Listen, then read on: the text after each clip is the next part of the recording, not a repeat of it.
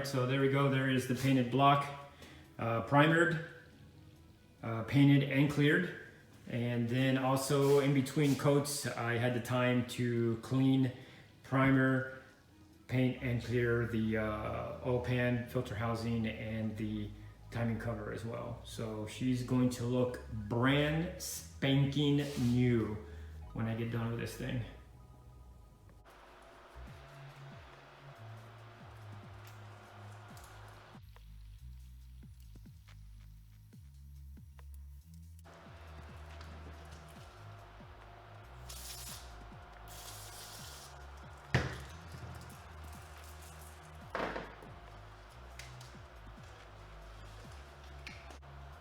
Alright, welcome back.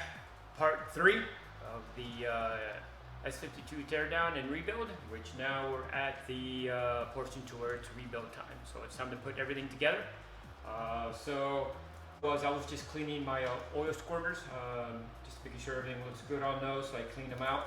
And I'm going to drop those these puppies in. And then just going to drop in the bearings, get the crank in, and get the caps in place, and torque her down and see what specs we get.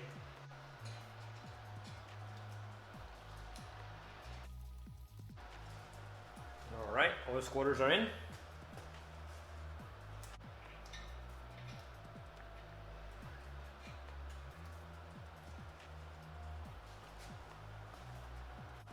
So these are very easy to install. The grooved area goes down towards the block. There's really one way.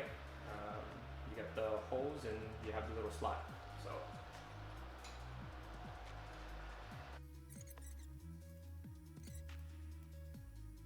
All right, there's the first half.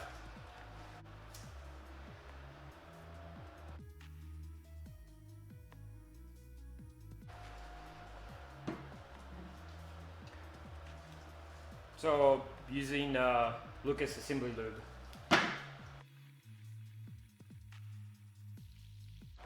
I'm just going in and making sure that the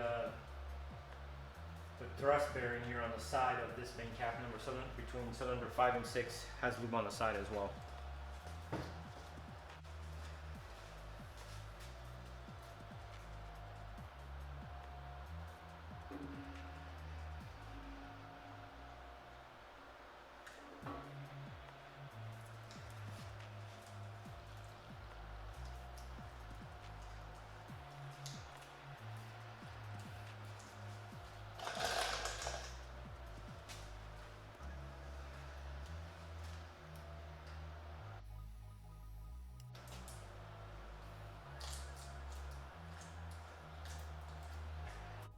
Okay, I've already put my plexi gauge on the first bearing cap, starting from the timing cover, working my way back towards the rear of the block.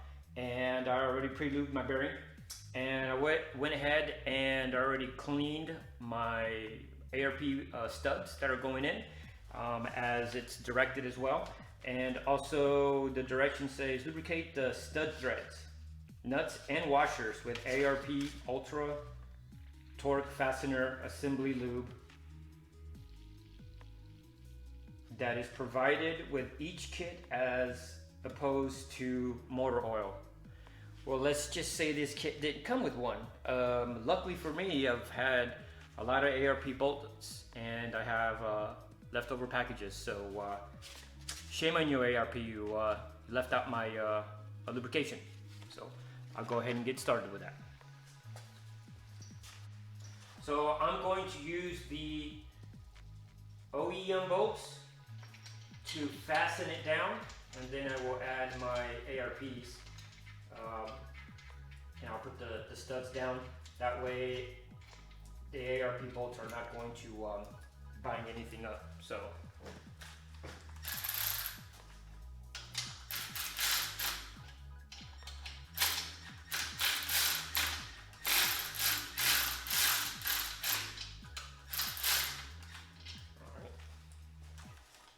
So that's down.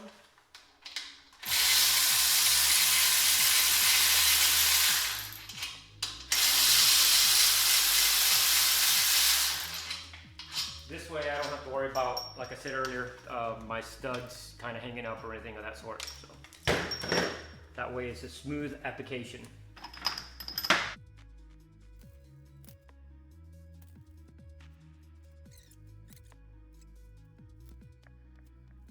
Okay, so the direction from ARP: following the manufacturer's recommended torque sequence, tighten the nuts in 3 equal steps to 60 foot-pounds with the Ultra Lube torque fastener assembly lubricant. It's only 2 sequence. You got 50 Newton meters and then 50 degrees. So what I'll be doing is not 3, it'll be 2. So it will be 50 Newton meters, which is 14.75 foot-pounds. And then I will get it, the rest of it, all the way to 60 foot-pounds of torque. So that would be the torque sequence, and that will give me my my readings for the bearings. So let's get to it. All right, 50 Newton meters, 14.75 foot-pounds of torque.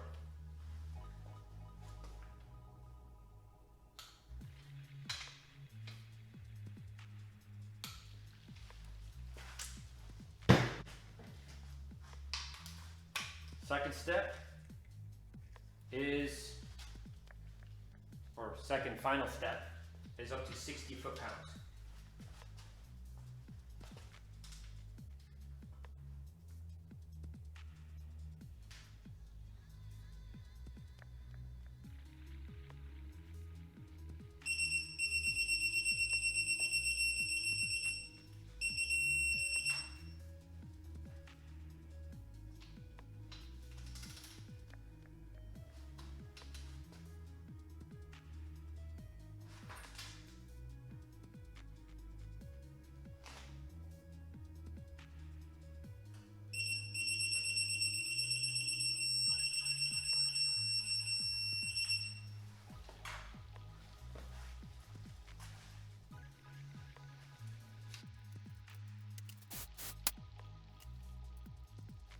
Alright, so what I had to end up doing is I had to take the studs off and put the OEM bolts in so I could wiggle the cap off. But got my my measurement, and it's a little bit on the tighter side, which is good. And I'm on the green, which is 0.001. So number 1 is down, or I would say the first cap is down. So I'm going to go ahead and do the remaining ones, and then come back, and then we'll check the plastic gauge readings. So went through everything and went through every journal. So I went ahead and plastic gauge did all, and everything turned out 0.0015 except for one journal, and one journal, which is number 4, came out 0.001. So everything looks good, and those were torqued down with the ARP bolt, so all the clearances within spec, which is great. So now what I'm going to do is I'm going to remove the plastic gauge from the crank and put down the bearings one more time, and those will be their final bolt down. Then jump on the rods. So here is the final numbers for the main bearings, and you could end up seeing, and there is the number 4 journal at 0.001.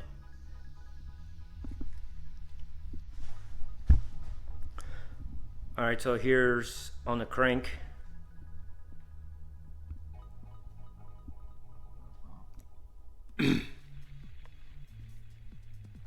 See that one because the light's in the way. There it is, and that should be number 4. That's at 0.001. So good. Let's keep trucking along. So I went ahead and already cleaned all the plastic gauge off both the crank and the caps. I went ahead and re-applied the torque seal or the torque lubricant on all the ARP bolts. And one of the things that is huge with this particular motor, the S52 and the ARP bolts, part number 201-5000, is the length of the bolt.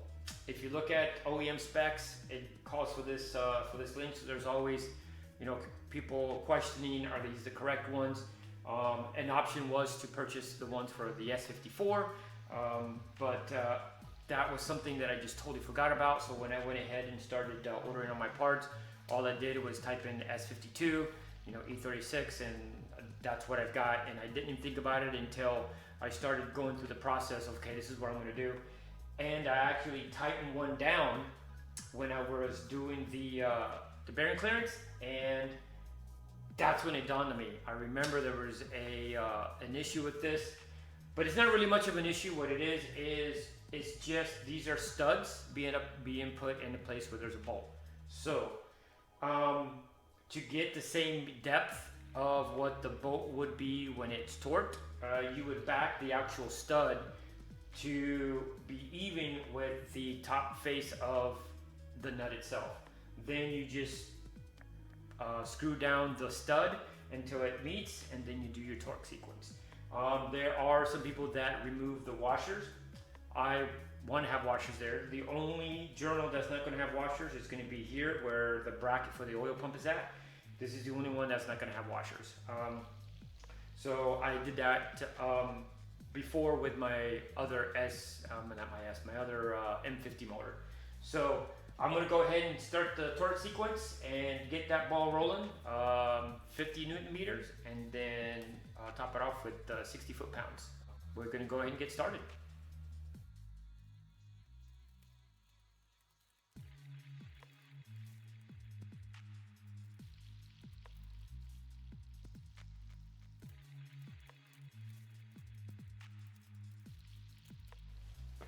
One down.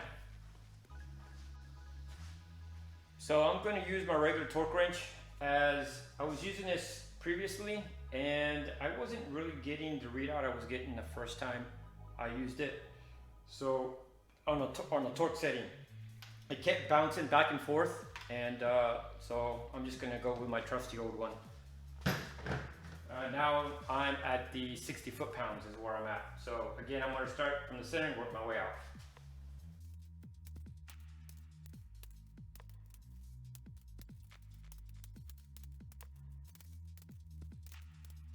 She's done. All right, guys, so I have my indicator, my dial indicator attached to the block and at the end of the crank, so I can check the axle clearance, which is the thrust bearing clearance. And then I also have my trusty filler gauge. So the measurements for this is 0.080 through 0.163. So you need to be within that spec. And I got 4 here. My lowest one is 0.089, and then it goes to 0.102, 0.127, and then 0.152. So that is the range of the clearance that you have available per OEM spec. So I will show you the dial indicator, and then I will show you the filler gauge. All right, so here's the dial indicator. And it's blurry, of course. There we go, it zoomed in. So we're at just over 3 thousandths, just under 4. And now I'm gonna do with my filler gauge. So using the first one, which is going to be 0.089, and of course that sucker better go in.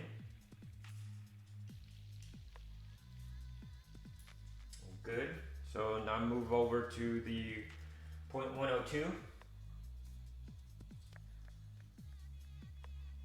She goes in smoothly. 0.127.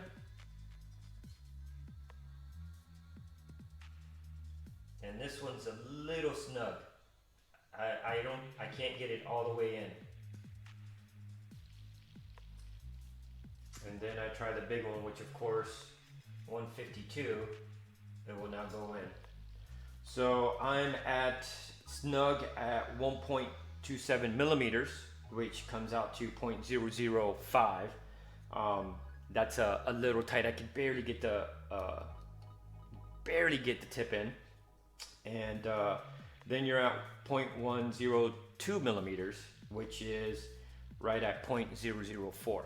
So using both, by looking at that, I am just below 4 thousandths on the dial indicator. I think I'm saying that right, 4 thousandths, and I get pretty much the 4 thousandths right in there. So I'm right in spec, which is on the lower side, which is good. So now start continuing putting everything together. All right, so here we have 3 of the pistons out of the 6, cylinder number 1, 2, and 3. You can see the before and after. I end up using a bench wire wheel to get the heavy stuff off, and then I went back with my scuff pad, the brass wire brush, and a little pick for the where the rings go, and of course some brake cleaner. Takes a little bit of time, especially in the piston ring area, and you know, a little bit of scraping, cleaning, just making sure you get everything out. So 2 down, 4 more to go. To get the piston rings in that depth, it's about 1 inch. One little trick I did is just kind of easy. I just added tape all the way around, about 1 inch down, and all I did was just, you know, put it in there, and it bottomed out on the tape, and it got me the 1 inch. That way, when I did my measurements, it was equal amount across the whole cylinders. So.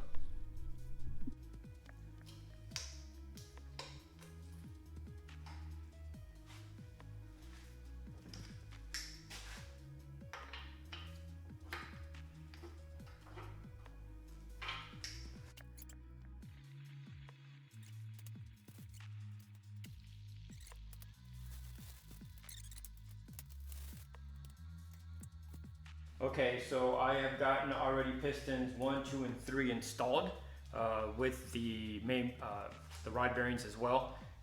Those are just hand tight. It's just mainly more to secure it and get that done. So what I'm going to do is install number 4, 5, and 6, and keep moving on that. So one little thing that I'm doing is scuffing the inside where the bearing mating surface is on the rod bearings, which I did do on the main caps as well. I just did not mention that. Just clean, that way it's 2 clean surfaces mating together. That way there's any remnants left behind or anything of that sort. So let's get going. Oh, also, because I know I've cleaned this, been lubing up the wrist pins on the pistons as well. I'm getting a little movement in there, so that way they're not in there all nice and dry. This is a time-consuming section of the build right here.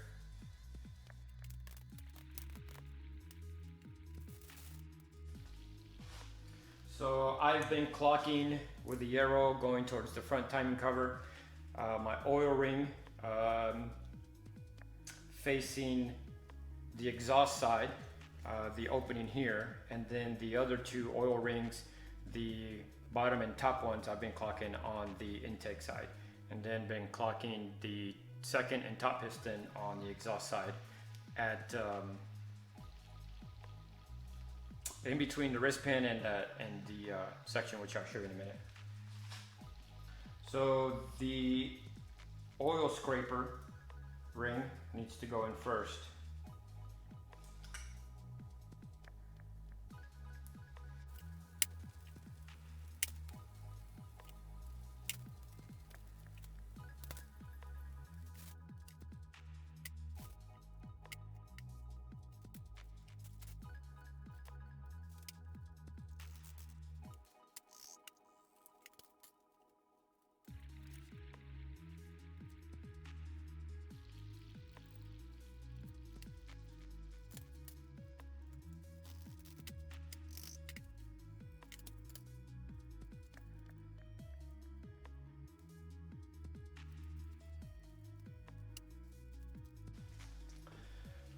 Okay, so they're all in.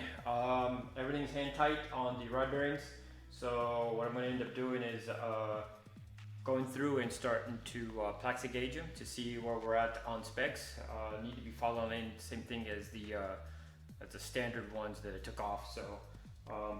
So yeah. So let's keep moving.